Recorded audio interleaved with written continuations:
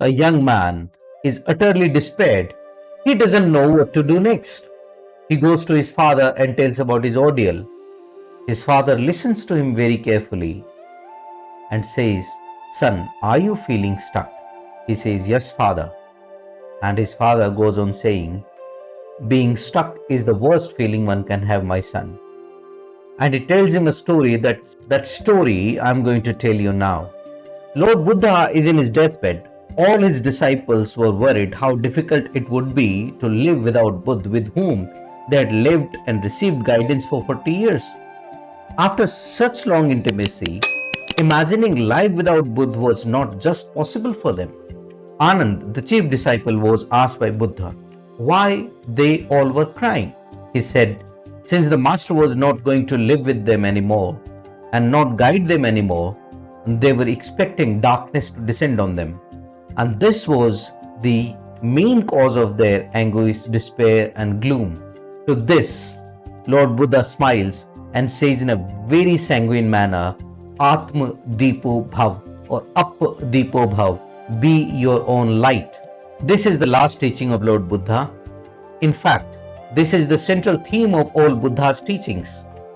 To find one's own path, to guide oneself in one's own light. Buddha experienced enlightenment on his own.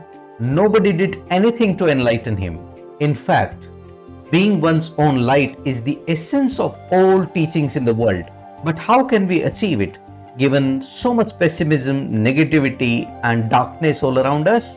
And this is the question that bothers ordinary minds. But there is a need to understand that despite living day and night for 4 long decades, and this is the question that bothers ordinary minds, but there is a need to understand one thing, that despite living day and night for 4 long decades with Lord Buddha, would not see light on their own. What difference it would have made if Buddha had lived some more years? There is a path to attain one's own light, to achieve enlightenment. Of course, a teacher is needed, but only to the extent that he shows you the path. The journey has to be made by oneself. Buddha's lesson was this: self-enlightenment through self-realization. And to achieve self-realization, one has to develop self-awareness. Buddha focused on this destructible nature of this Maya that surrounds our lives. And it is this Maya that camouflages the reality and continuously distracts us from seeing the light that is within us. Buddha focused on this impermanent nature of this surreal world that we perceive to be real. In order to develop self-awareness and achieve enlightenment, we need to understand 2 basic things. First, this world is not permanent. Apparently, it does appear to be permanent, but it is our perception that makes it appear to be real. In fact, it is not. Heraclitus puts it in a very simple analogy. He says, we cannot bathe in the same river twice. It means this world changes in the infinitesimally small amount of time.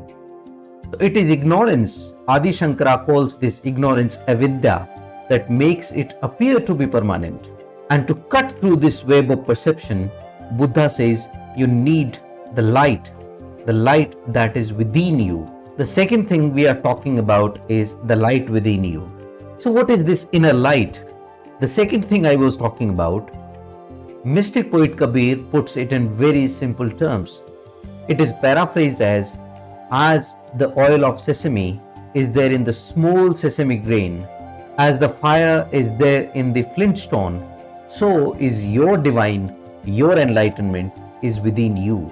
All you need to awaken yourself, and that is be your own light.